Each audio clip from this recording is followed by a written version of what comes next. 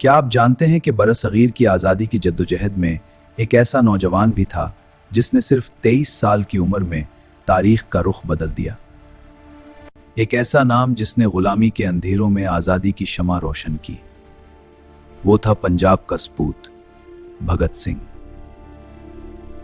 आज़ादी की पहली बड़ी कुर्बानी लायलपुर के सपूत भगत सिंह ने दी।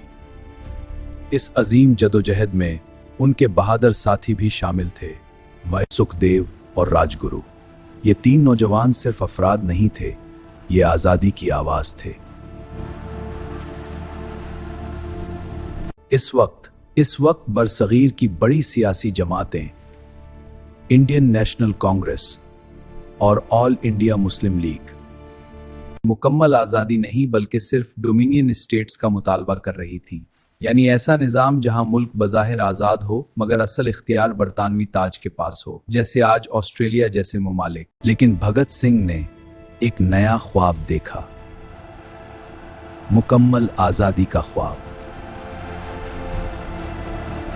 वो पहले शख्स थे जिन्होंने बुलंद आवाज में कहा, हमें आधी आज़ादी नहीं चाहिए।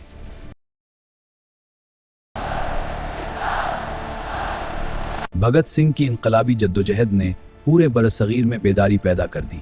अवाम सड़कों पर निकल आए। इतना दबाव बढ़ा कि आखिरकार मुस्लिम लीग और कांग्रेस को भी मुकम्मल आज़ादी का मुतालबा करना पड़ा। भगत सिंह मजहब की बुनियाद पर बरसगीर की तकसीम के सख्त मुखालिफ थे। उन्होंने खबरदार किया था, अगर इस खित्ते को मजहब की बुनियाद पर तकसीम किया गया तो नफरत की आग सदियों तक जलती रहेगी। वक्त ने साबित किया कि इनकी ये बात कितनी सच्ची थी।